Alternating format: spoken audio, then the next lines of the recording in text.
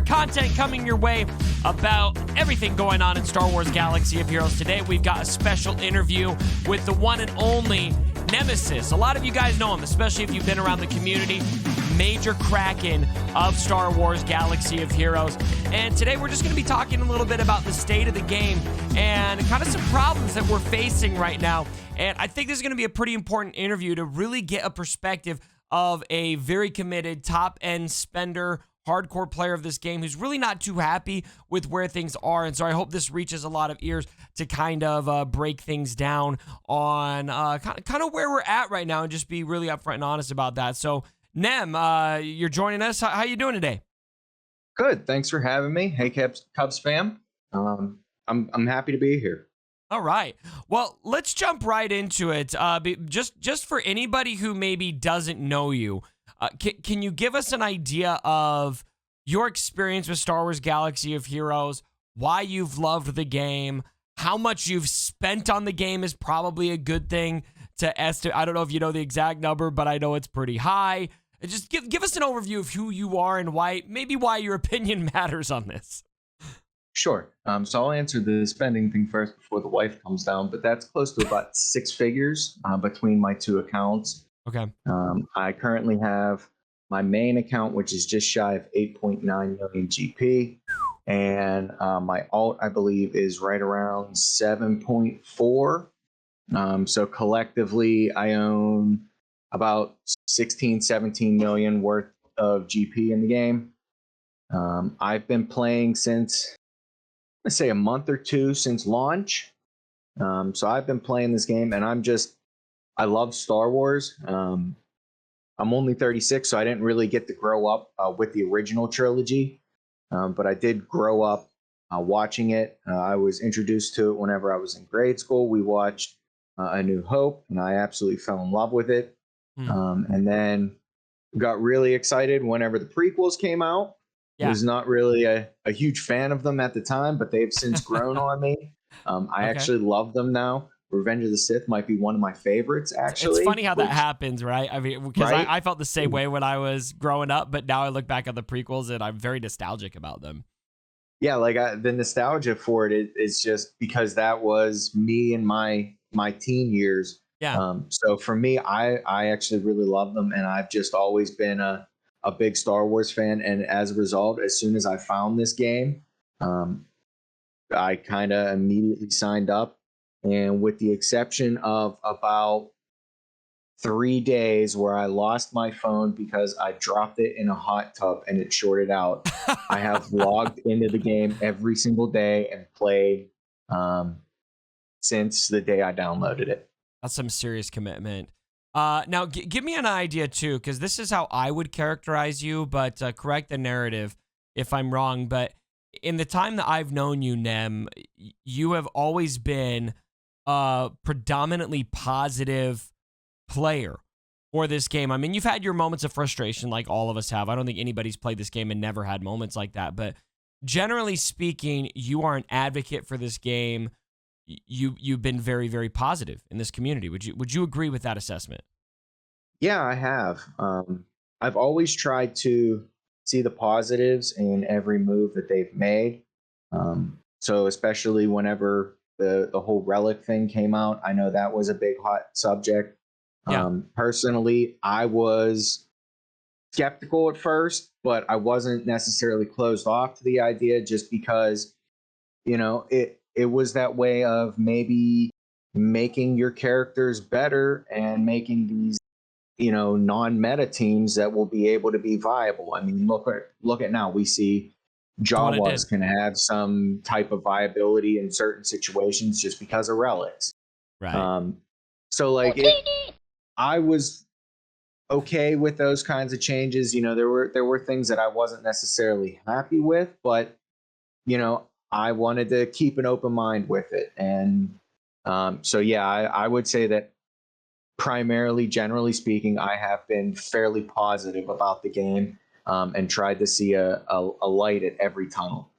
And that's probably why you really caught my attention recently when you told me with everything going on, you are, it sounds like, on the verge of hanging in your, hanging up the hat and quitting the game right now. Is that still the space that you're in right now, the dilemma that you're facing?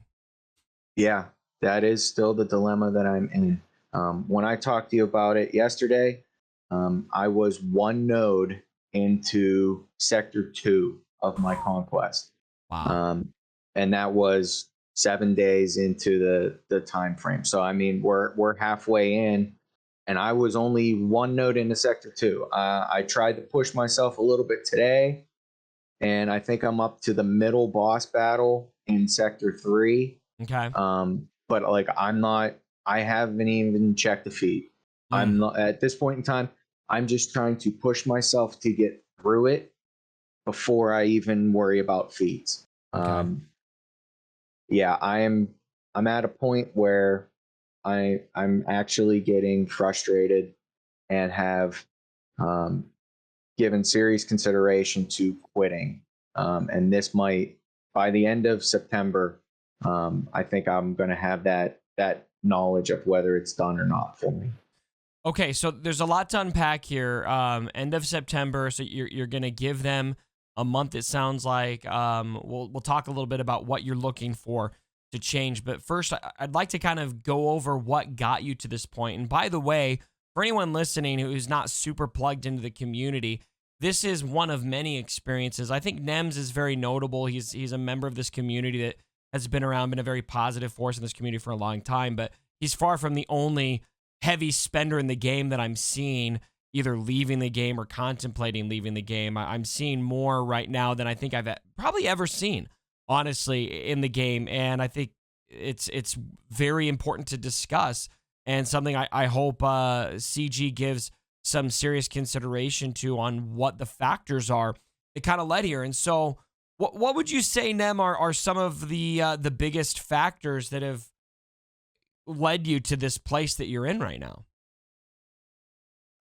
Well, it's really a combination of a lot of different things. Okay. If we look at the things that are in this, the different modes and areas that we have in order to play this game on a daily basis, dailies can be knocked out in 5 minutes or less. Yeah. Territory war is so incredibly stale that I do it just because I get some rewards. I don't care really if I win or lose, but I do put in an effort just because I don't want to let down my guild. Sure. But I really just don't care about territory wars. If the rewards were any worse, I wouldn't even do it. Okay. Raids, outside of maybe trying to hit the Crankcore if I have an opportunity, but I'm not going to rearrange my day to try to hit any raid ever as of right now.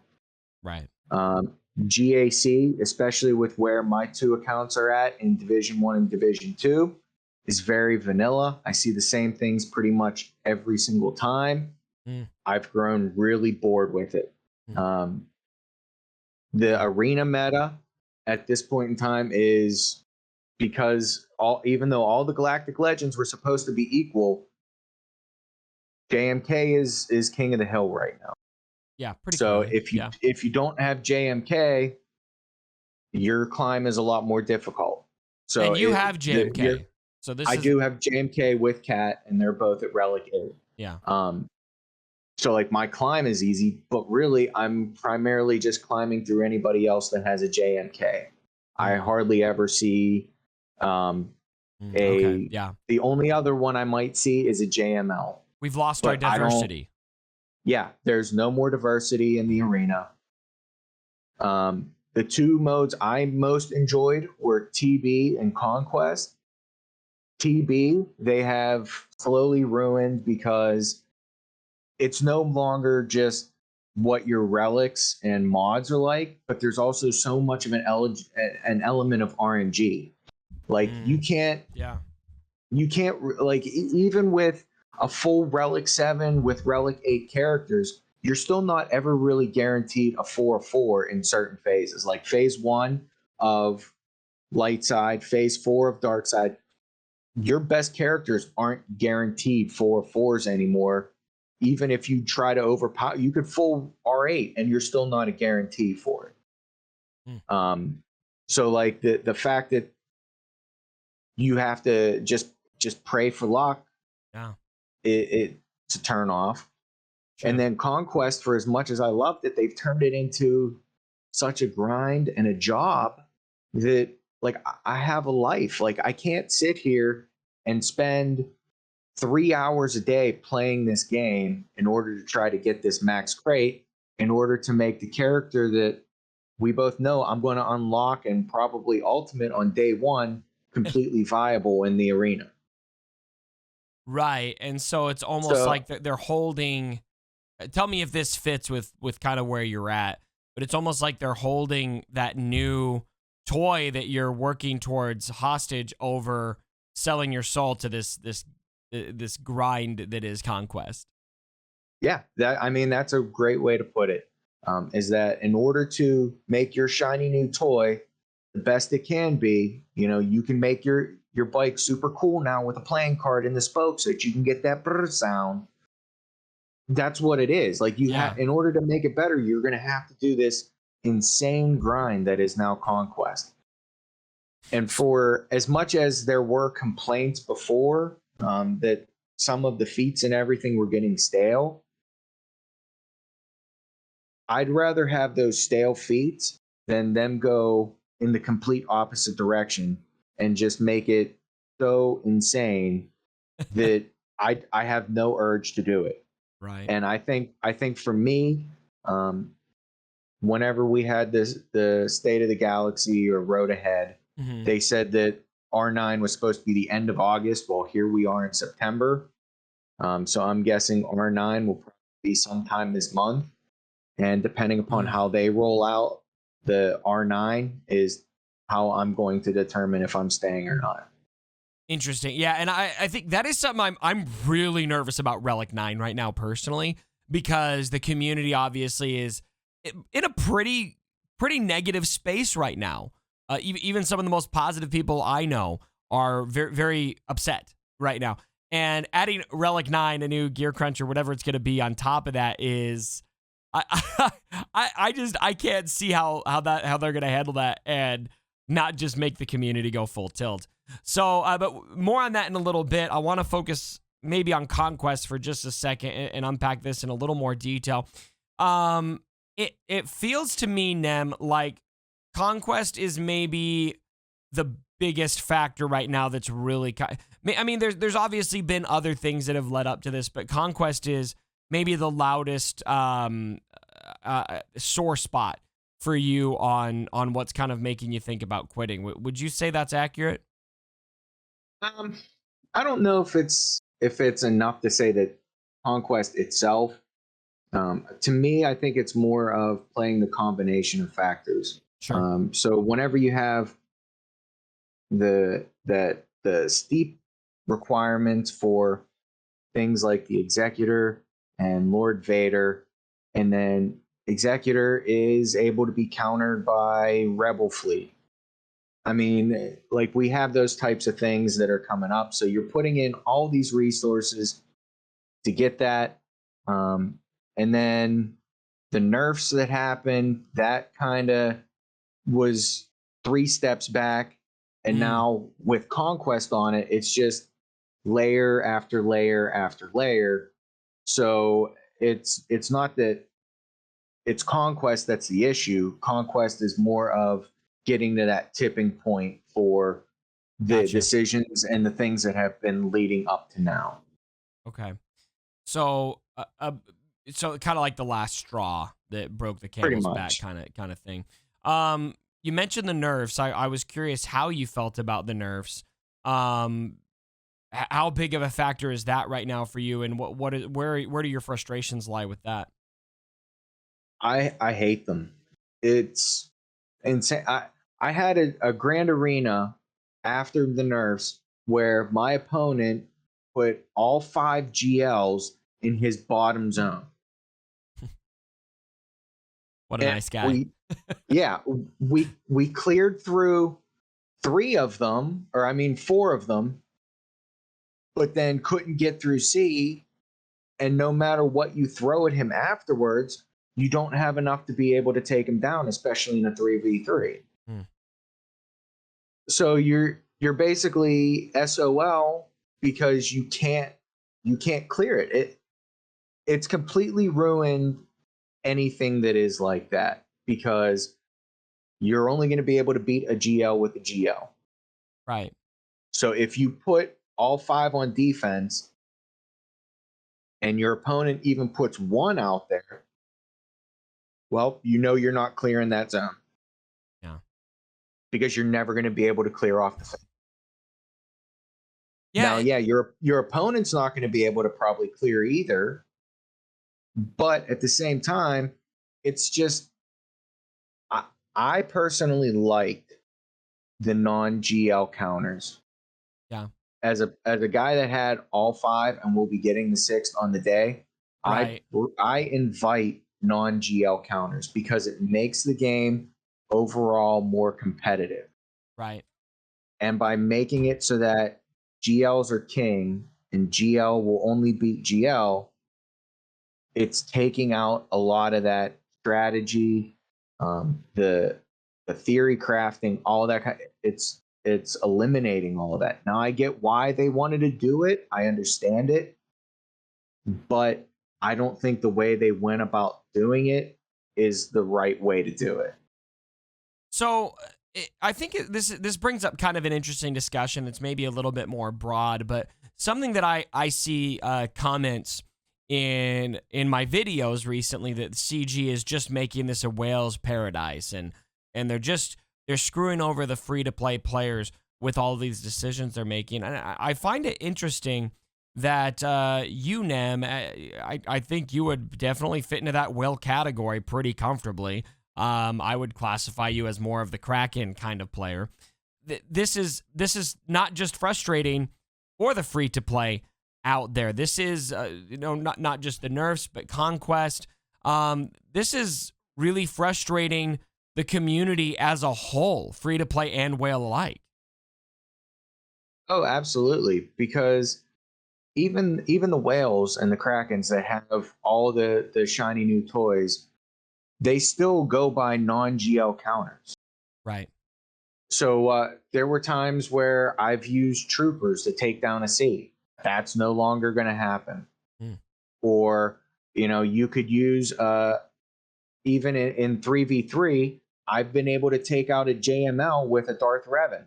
Probably not going to be able to do that anymore either.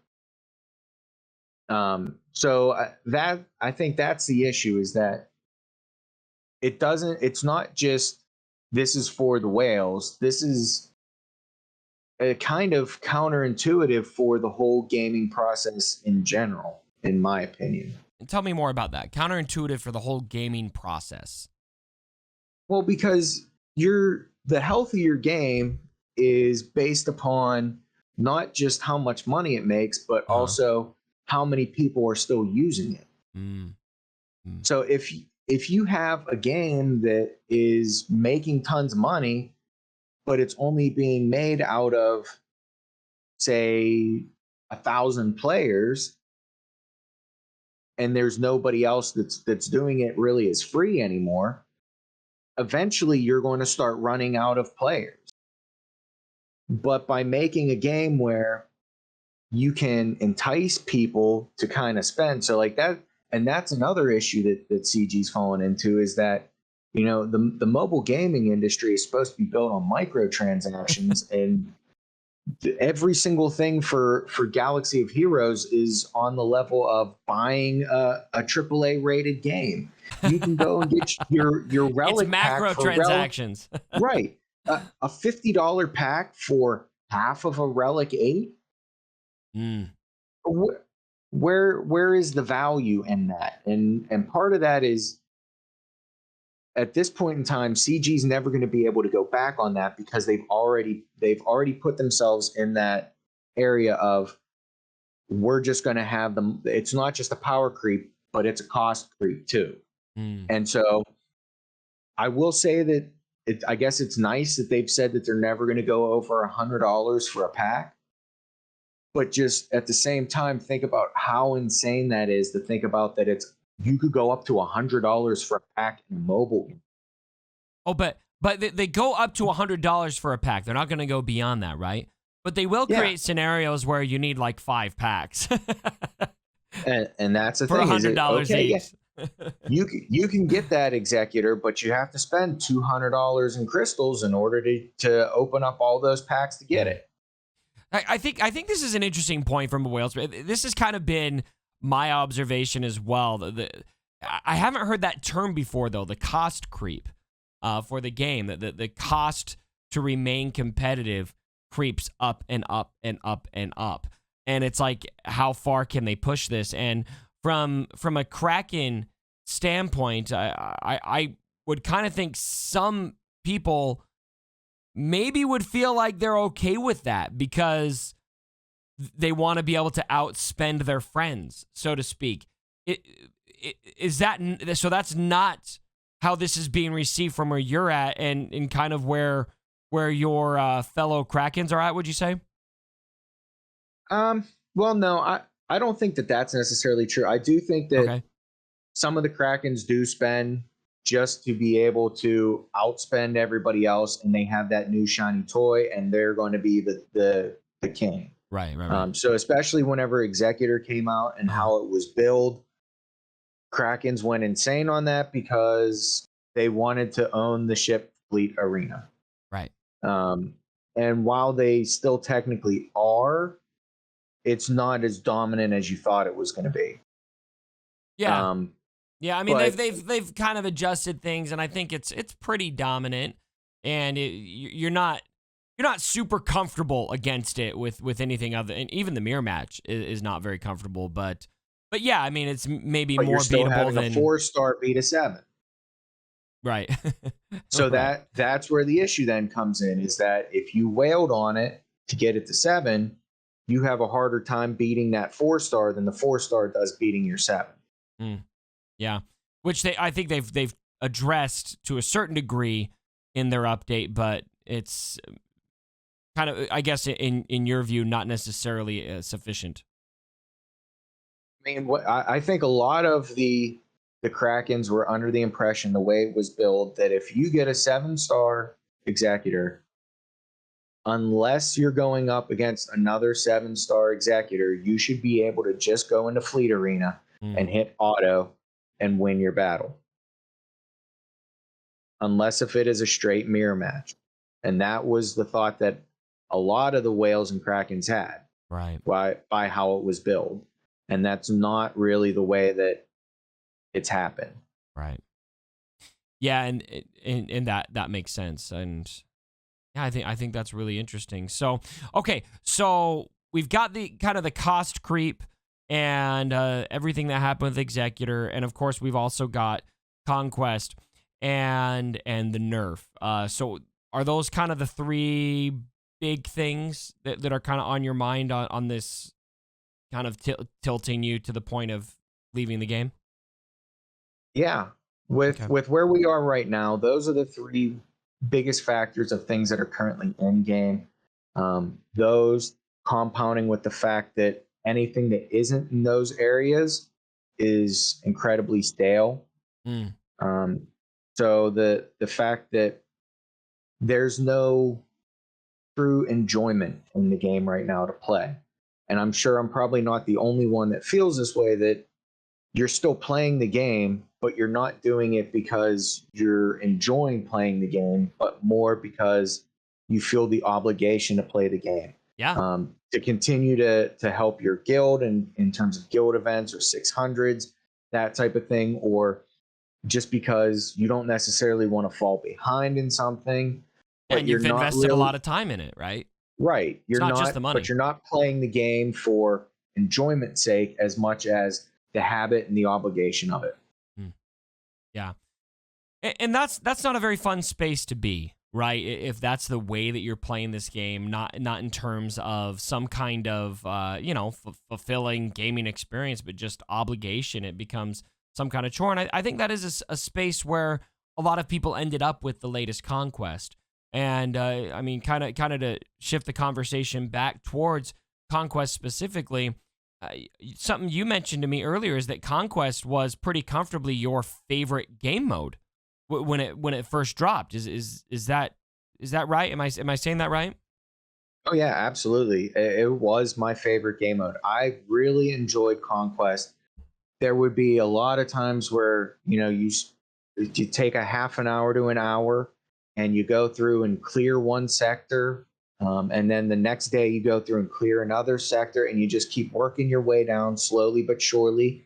And then after that is whenever you take that remaining week to go back and work on all your feats, and you have to try to really think about your data disks and everything. For me, I loved Conquest. It was whenever they released that, the positive that could be Conquest was so high. Yeah. And for them to do a complete 180 flip on it, Yeah. like some of the feats that they have are just, how do you expect most players to be able to do that? Like Sector 3, how are you expecting someone to do 20 Night Sister wins? And it's How? almost like I think something When that's you're going interesting. against, Go ahead. yeah, it's all what? Relic 5 for Sector 3 Yeah. or Relic 6, and you're going to expect someone to go in with Night Sisters and win 20 times or Yeah. whatever it is. It's such an asinine proposition for Mm, some of the things that you do. In Sector 1, you have to have 20 kills with Phoenix characters. yeah. What Phoenix characters are you using in Sector 1 to get those kills outside of Ezra with throwing JML works, but it's still right? it's a slog. And it takes forever to do it. Yeah. And then on top of that, you're going to try to update all these feats, but then you're going to still have them be stale at the same time, because so far through the 3 sectors I've gone through, the middle boss battle has been the same 3 feats of win it with a light side, win it with a dark side, win it undermanned. That's what all of the middle boss feats are, which is So it's not a feat, it's just beat it 3 times differently. That's all it is. Right. So where is the shakeup on that's creating more just a stale mode again? Yeah, and And all that's you did probably was my make it biggest more frustration difficult too. and not actually Yeah. change anything. It's And then the discs don't, like, there's still ones that are still helpful, yeah. but for the most part, the discs that kind of made it fun, so like your deployable cooling systems, is gone. The things that kind of did that brought that enjoyment of, I can use this really weird little counter because of Right. this disc, and now I can beat pretty much anything. Yeah. And I understand the reasons why they're doing everything that they're doing. They're putting in characters that are meta into this event. And I think that is the biggest issue with Conquest and how they've now put in Razor Crest and Cat and Maul. Is you're putting in units that are going to be in the meta. Yeah. And so whenever you're doing that, you're going to make that mode a premium, because they're not going to want everybody to get that best thing out there. Right. So, and that's exactly the reason why they've tuned this Conquest the way they have, is probably because too many people got killed on the first go around. And okay, so let's talk about that. So too many people got it. You kind of expect if that's the case, then you're gonna see this move more towards like kind of a whaley game mode. But I think it's really notable that it's really missing the mark for everybody pretty much, because even if you have the full roster, like right now, my roster can totally handle. I have every confidence I could get a max crate with my roster. And so it's not about going for not being able to complete the game mode for me, right? It's about, do I have the stamina to do all of these feats, right? And I think that's kind of a space that even someone like you is in, where you've got the full roster, you can auto most of this stuff, right? And do you have the stamina to go through and do all of this? It's just absolutely stifling. Yeah, well, and that goes back to the fact that they're not making it a game mode, they're making it a job. Right. They're making it so that you have to spend between a minimum of an hour a day to be able to just do some of the battles. And there have been a couple changes that I guess I'm okay with in the long run. You can now switch your data discs for energy instead of Conquest currency. Okay. You can use that currency for the just the character kind of thing. But at the same time, because you're going to have to do so many more battles, now your energy is at a much higher premium. Right. So now it's that energy that you're spending every 7 for each and every one that you're changing out. You make 2 changes at one time, and that's 14 energy that you're losing. That's one battle that you're losing out in a day, which means you're going to have to just refresh more. I still don't understand why they can't give us, like, with the whole data disk thing. What is so wrong about just letting us swap them out for free? Like, why is that such a big deal to them that they want to limit and cap how much we're experimenting with that? I don't understand the logic behind that at all. I'm trying to understand it, and I think the reasoning they want you to do it is so that you're not just doing free switches here and there and but doing what's wrong with that? Everything in one shot. They want you to, and I think it's because they want you to do it kind of the way I was playing it, where you're going through and you're beating the whole thing, and then you're going back, and then that's whenever you're making those decisions of, well, I can switch out these two discs or these 3 discs, right? And then I can do feats X, Y, and Z because I do it. Instead of, as you're just going through, I'm going to keep making all the changes I need to right then and there so that I'm getting it done in one shot, as opposed to the replayability of having to go back through and doing it multiple times. I feel like it's an anti-fun move that they're making to have any cost on that. Now, it is an improvement from charging the currency for it. I will concede on that. It's better to charge energy, in my opinion, than the currency. But still, part of the fun of Conquest, I think, when it first launched, was the data discs and all of the flexibility and changes you can make to these existing characters through experimenting and playing with those. And so capping and restricting that flexibility is only damaging to the player experience, in my view. Oh, it is. I mean, I personally would like the free data disk switching. I think that would be the best for not just the whales and the krakens, but for everybody in general, because then it's going to make it so that the mode is more accessible to everybody. Right. Just because whenever you're putting a currency to the switching, you're making someone that might be free to play have to make that decision between, well, am I just going to have to wait and wait for my energy to restore, right, or am I going to have to spend the crystals in order to buy an energy refresh? All right, now to kind of wrap things up, Nem, I want to shift back to what you were talking about earlier. Like, you're going to give this through the end of September, right, and kind of see where things are at. You wanted to see how things roll out with Relic 9. Can you walk me through your thought process, Nem, on what are you looking for from CG to stay in this game right now? I think for me, I have to see them put forth the effort that they were whenever it comes to making more player-friendly decisions. So if you look at the progression of this game over the almost 6 years we've had it, whenever it first started, it was really in that microtransaction. And then it started to really, you had that cost creep where everything just started growing exponentially. Right. And then eventually the game was in probably its worst place ever whenever we had the 2 Revan metas, because it was so completely stale. CG wasn't really ever reaching out to anybody. There was no sort of communication. There was no new game modes. There was nothing. It was dead. Honestly, Right. I'm surprised the game ever made it past that.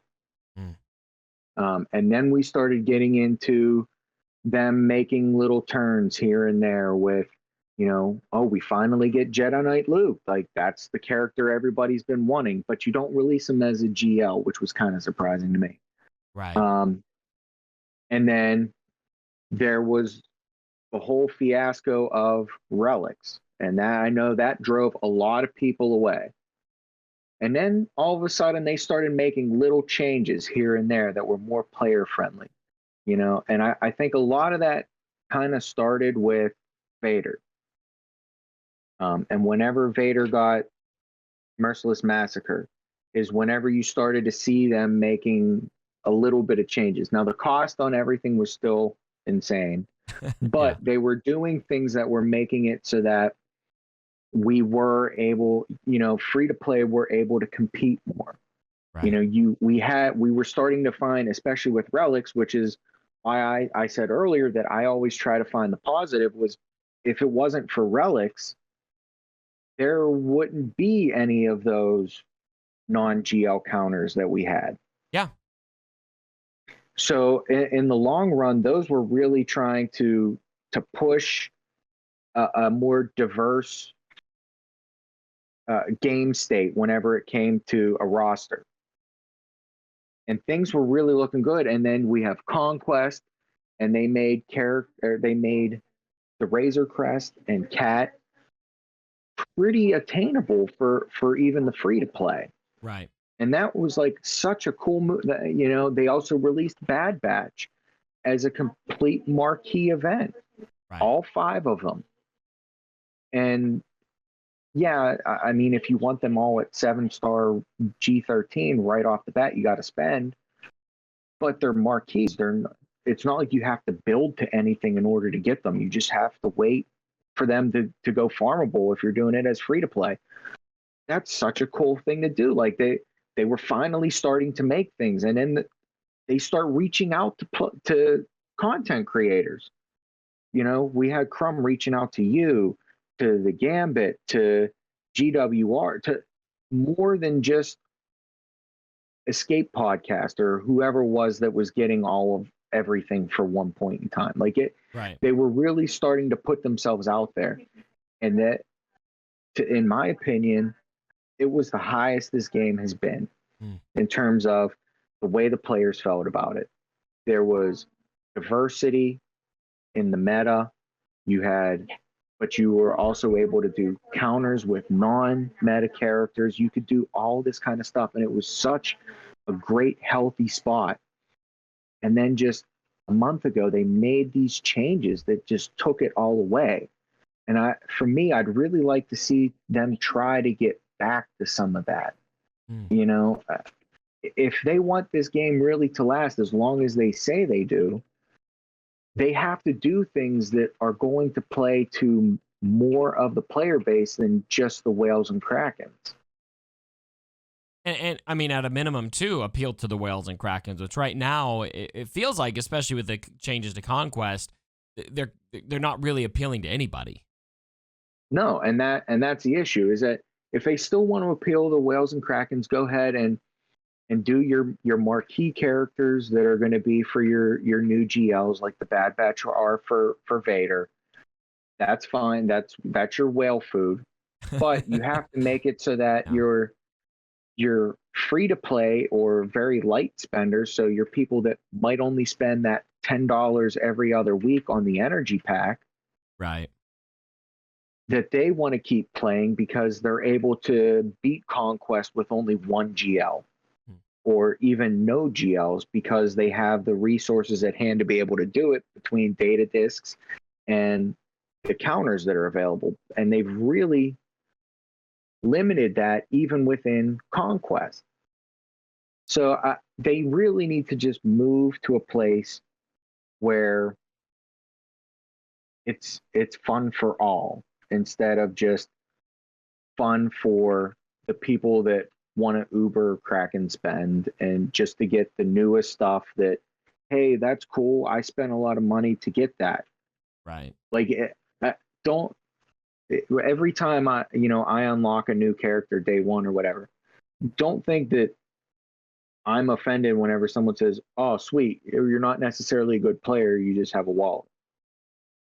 I'm not offended by that. It's true. I will be the first one to say I am not the best player in this game. I am far from it. I am average at best. But I'm able to counteract that because I get everything right off the bat. Yeah. Yeah, it's just a love for the game, right? Right. And that's the issue, is that I have that love for the game, and now that love is sort of fading. Whenever I find myself trying to find other things to supplement SWGoH, that's where you have the issue. So, whenever MFR came out, I hardcore played that for like 3 days. Like, I think in 3 days, I probably played, I want to say I was up to like 50 hours in a 3-day time period. Whoa. Yeah, like I was playing it all day long. Yeah. And eventually I kind of grew tired of it, which is one reason why I've stuck with SWGoH for so long, is because I would play it and it was one of the game that I never really got tired of. Yeah. Until now. Now, like, I'm getting tired of it. So like, I've been playing a lot of Madden. It's not necessarily that I like Madden or that I really want to play Madden. I mean, I'm enjoying it, but I wonder how much of that enjoyment is because I'm finding none in SWGoH. And how much of that, Nem, do you think? Because obviously, people are gonna grow tired of games, right? Especially a game that we play this long. How much of that notion do you think is just an understandable, like, maybe my time has come for this game, and how much of it is just directly correlated to, no, the devs are making bad decisions that are pushing me out of this game? How would you describe that variance there? I think for this game, you get more people that leave because of the way the game is managed, rather than they find boredom in the game. Why like is that? I mean, if you're playing a Star Wars IP, it's because you pretty much like Star Wars. It's not one of those hero collector games where it's just random generated characters like a Raid Shadow Legends, that kind of stuff, where they're making their own stuff. You're playing this game because you like the Star Wars characters and you like that IP, and that's why you're playing it. Sure. If you're not vested in that, like for me, I tried Marvel Strike Force, and while I like Marvel, I'm not as invested in that IP as I am Star Wars. So the people that are playing SWGoH, I think for the most part, are playing it because they like the IP. And to be able to quit is not because you're bored with the game, because you genuinely enjoy playing with these characters that you grew up watching. Right. But it's because of the decisions that the studio that's creating the game is making, and you're getting fed up with it. I mean, if you look through just comments in streams or YouTube videos or Reddit, most of the reasons why you're seeing people leave is not because they don't like the game. They don't like what the developer is doing. Okay. Well, that pretty much covers it. I want to thank you, Nem. There's so much value in the take that you're giving here, and obviously everybody has a different perspective. This is just Nem's right now. I do think Nem reflects where a lot of people are at right now. But if that's not you, be sure to share your opinion down in the comments. How does your take perhaps differ here?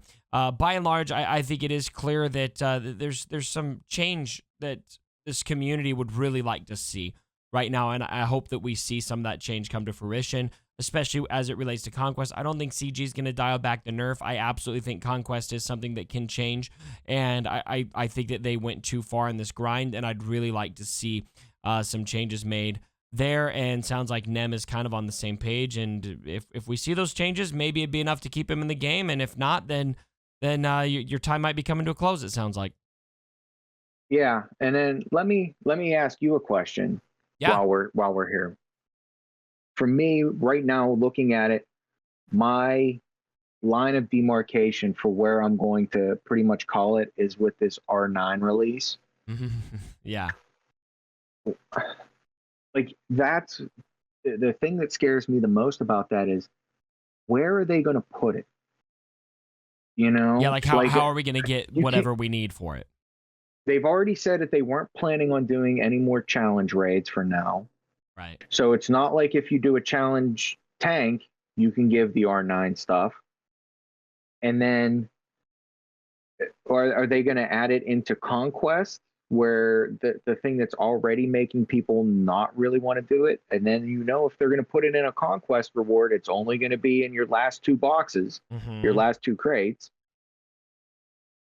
I don't, with how difficult they made R8s in general to obtain, I don't know where they could put R9s at that will not create such an uproar. And I think that's why I've determined that the R9 release is probably going to be my factor, is because I don't, like, I've tried countless times to look at it and think about it. Yeah. I can't see an end game for it where it's going to go somewhere that is going to make sense to anybody. Right. And I think that's where you're going to get people, is that, of course, R9 is going to be important. Right. It's eventually going to be required for GL farms. I mean, look, R8 is now. We had 4 of them for Vader. Right. How are we going to get this, what is already an insane thing to have to even think about how you're going to put it on? I mean, how difficult is it just to get the R8 pieces, both sides, the Impulse and the little brown cap, whatever it's called? Yeah, they're both tough. Right. Even the side that's supposed to be the more free to play side in the Impulse detector, the exchange rate. No. The exchange rate for the gear is insanity. Yeah. And so what you would almost expect with Relic Relic 9, unless they divert with what they've done, is that you're gonna need all of that Relic 8 stuff, and then whatever they require for Relic 9. Yep. So you're gonna need more the ridiculousness that is the R8. So now even think about it on top of that. Not only is R8 difficult to come by in and of itself, but then you're going to add on top of it. And so now you're going to want to take that GL that you have, that you've already put those impossible R8 materials into, and now you're going to have to spend probably more of those R8 materials in order to put on an R9. Yeah. Yeah, I'm nervous. I'm really nervous about how they handle it. And I really hope that they find a way to do this that makes sense, or that doesn't, kind of crack people. But I don't see with their precedent and how they've handled these things in the past. I would be surprised if Relic 9 got released to anything but community outrage. I agree. Especially because of where the community's at right now. The community's already in a very negative space. They're not very optimistic. and what is going to be the cost on that pack? If it's $100 to buy one Relic 8, what's going to be the cost on an R9? $100 to get halfway there, maybe. Think about that. That's a very real possibility, and that is a scary thought. And so that's why, for me, I'm kind of pushing that. Like, I'm trying to hold out until the R9 release and see what that does. Right. But I mean, even from reading what they said the R9 is going to add to it, it's going to make tanks and attackers better. Right. Oh, okay, I got to tell you, while R8 does make my characters better, it's not like an R7 can't beat an R8. Right. It's not impossible. So Plus, right now, my thought something. is R9 is gonna still be able to be beat by an R8 at least, and probably still an R7. But So then they're what going to is require it for the GLs, right? And that, yep, I think and that's that where right now I think a lot of the frustration lies for some people is even with the Relic 8s, unless you're like like I've spent a pretty decent amount, and I don't feel like there is player agency for me on who I Relic 8 right now because I'm just caught up in all these requirements. Like I've got to relegate the characters for Lord Vader right now. I had to relegate the characters for the Executor. I had to relegate characters for Jedi Master Kenobi, and so I think it would be the same with Relic 9 likely event. Once yeah, we get there. and I think that's a big issue. Is that for Relic 8 now, you have so there's two issues with Relic 8. First of all, you're not able to Relic 8 because you're wanting to put that character. I mean, I guess in theory you can, Right. but most people aren't putting a Relic 8 on a character because they want to put that Relic 8 on that character. Mm-hmm. They're either doing it because it's a GL already, so you're trying to make it the best it can be, or B, because you're trying to obtain another GL because you want to try to get your roster to be the best it can be. Where is the fun in that? Right. I wanted to be able to spend that R8 on whatever I wanted to. And now that they're making R8s a requirement for a GL, who is spending on an R8? Right. Unless Right. I'm putting that on a GL farm, I'm hoarding up on my R8. I have enough for 6 that I can give out right now. Lucky you. Well, but that's the thing, is that it's sad that I'm scared to spend one of those Relic 8s because they've made it abundantly clear that 4 of them at least is a possibility for the next GL. Right. Right. So like whenever you're hoarding Zetas, you're trying to hold on to 6 so that whenever you get that new GL, you can put all 6 on right away. Well, now you can't, like you're not going to want to put an R8 on somebody because what if the next GL that comes out, there's 6 or 7 requirements for an R8? Now, all of a sudden, you're sitting there and you're going, well, I'm not going to be able to get this because I'm going to have to wait a month in order to get enough R8 mats. There's and a then lot to of tack R9 on top of that now even makes it the requirement so much more steep. If you're sitting at the bottom, it's like looking up the Mount Everest. It's Right. gotten to that point. That's what the Relic levels are getting to now with R9, is that it's like standing at sea level and looking up the Mount Everest. And that's what you're trying to climb, because that's and Mount Everest continues difficult to get taller. yeah.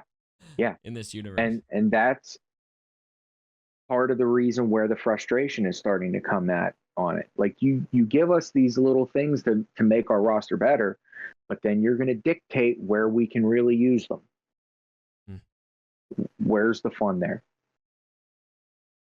There's a lot of layers here, Nem, and we're gonna wrap up right there. But I want to thank you for coming on and sharing your perspective here. I think it's really valuable, and I really hope that this feedback is listened to, because ultimately, where you're at and where I'm at, we are both advocates for this game. We want this game to be in a good place desperately, and the player experience right now, there has been moves made that have damaged that player experience for you, for me, and for a wide array of other people. That's not to say that every single person is upset. We can't paint with that broad of a brush, but I think it is notable right now how many people are expressing that dissatisfaction, and so I hope it is enough to kind of earn some response and some changes in where everything is at right now.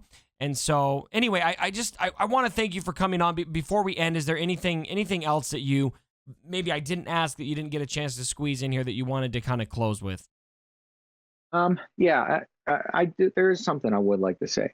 I first of all, I want to say I agree with you that I want this game to succeed.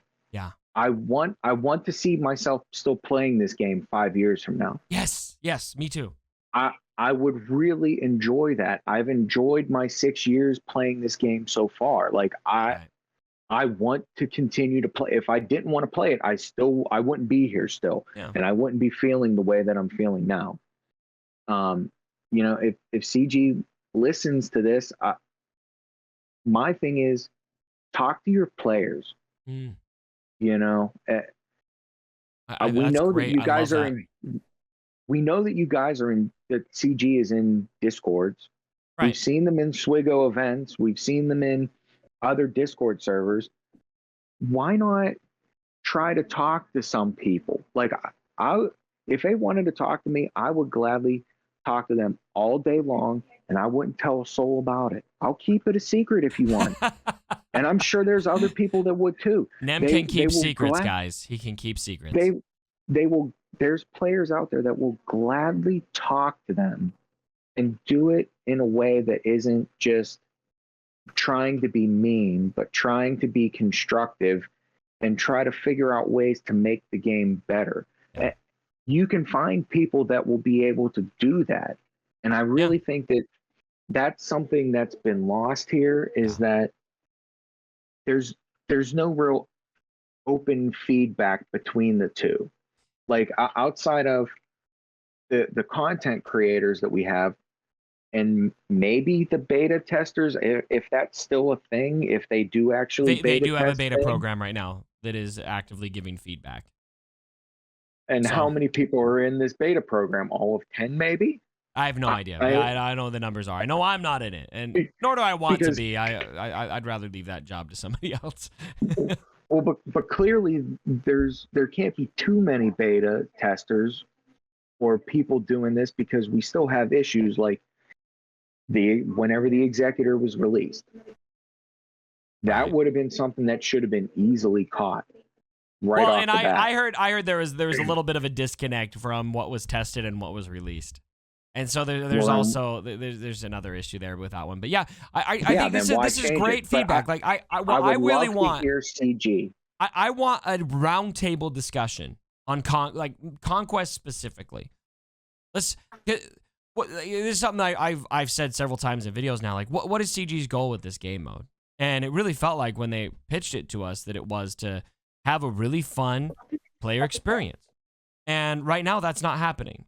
And so talk to your players. I think that's a great place to kind of conclude and wrap this up, is like, CG, we want to talk to you about this.